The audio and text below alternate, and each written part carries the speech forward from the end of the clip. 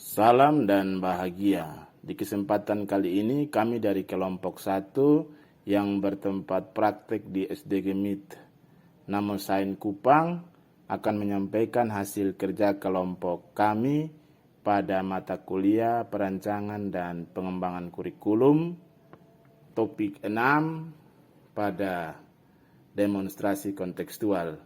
Sini perkenalkan, nama saya Suprisma Frare dan dua rekan saya, Elfrida Yosefina Marlon dan Shirley Cecilia Labati. Pada contoh soal yang ada pada LMS, di situ ada beberapa kasus. Di kasus yang pertama ada 2 ilustrasi. Ilustrasi yang pertama itu buku teks atau buku pegangan berfungsi sebagai salah satu sumber daya, rujukan untuk dikaji sebagai landasan desain pembelajaran dengan tujuan yang spesifik dan hasil pembelajaran. Ilustrasi yang kedua, buku teks atau buku pegangan adalah silabus atau penuntun seluruh kegiatan pembelajaran. Tidak ada tujuan eksplisit di luar buku teks yang digunakan.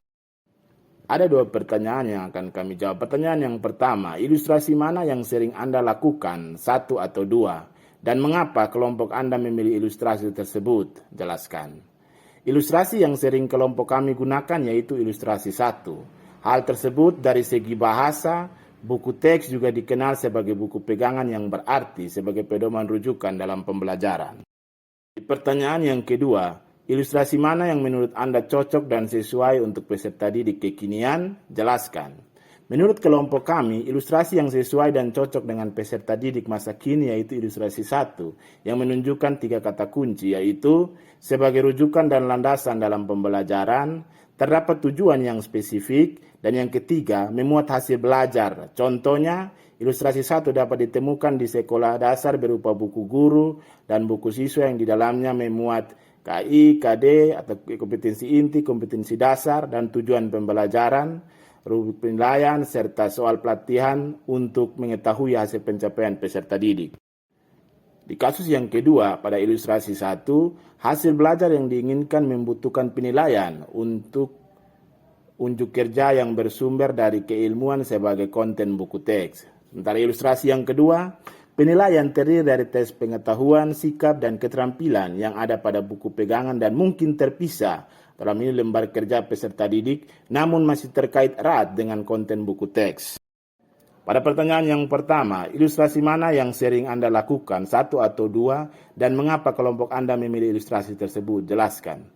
Ilustrasi yang sering kelompok kami gunakan yaitu ilustrasi 2 karena penilaian hasil belajar peserta didik dari jenjang pendidikan dasar sampai menengah meliputi aspek pengetahuan, sikap, dan keterampilan.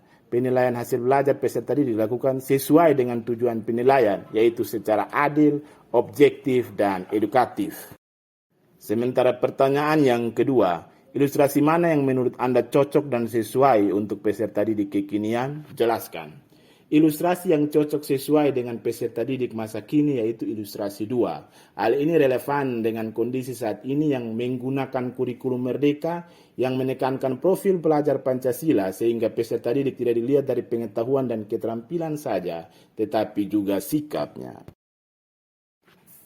Pada kasus yang ketiga, ada 2 ilustrasi juga. Ilustrasi yang pertama, buku teks digunakan untuk mengungkap, menyoroti, dan mengeksplorasi pertanyaan-pertanyaan penting dan tantangan keilmuan yang mendukung kinerja inti dalam subjek. Ilustrasi yang kedua, tugas peserta didik adalah mengetahui apa yang ada dalam teks. Pertanyaan penting dan tujuan serta kinerja belajar terdapat dalamnya, sehingga buku teks merupakan panduan membaca, diskusi, dan persiapan hingga akhir. Pertanyaan yang pertama, ilustrasi mana yang sering Anda lakukan, 1 atau 2, dan mengapa kelompok Anda memilih ilustrasi tersebut? Jelaskan. Ilustrasi yang sering kelompok kami gunakan yaitu ilustrasi 1, karena di era pendidikan paradigma baru tidak diwajibkan untuk berpedoman pada satu sumber belajar saja, melainkan adanya kebebasan baik guru maupun peserta didik untuk menggunakan berbagai sumber. Pertanyaan yang kedua, ilustrasi mana yang menurut Anda cocok dan sesuai untuk peserta didik kekinian? Jelaskan.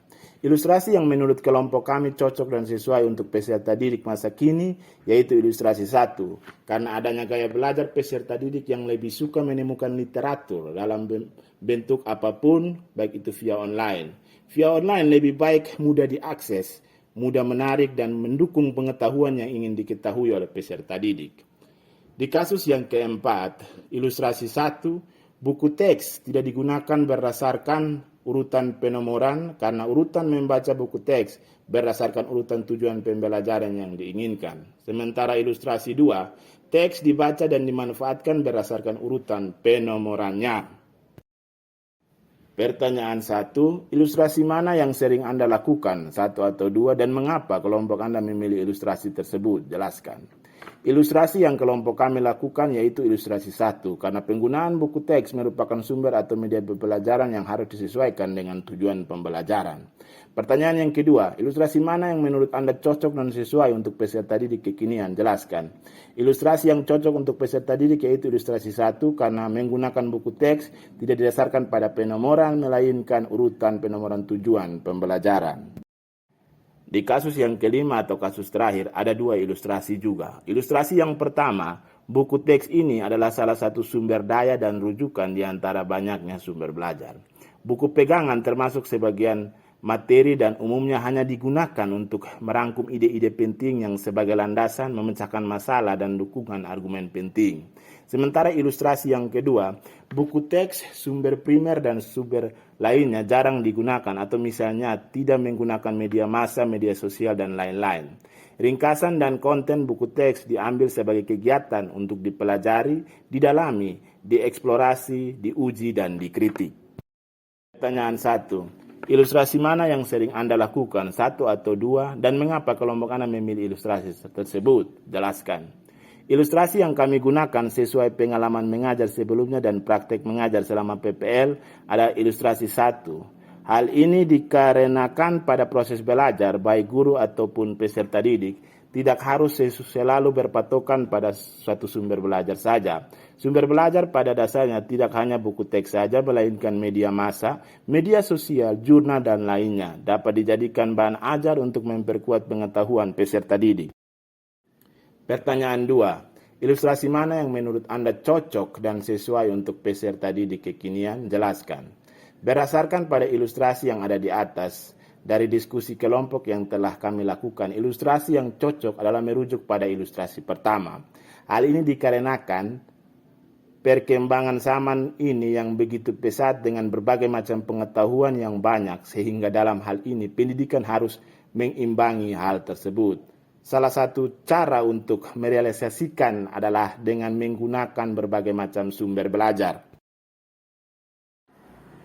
Sekian dari hasil laporan kerja kelompok kami, lebih kurangnya kami mohon maaf. Salam dan bahagia.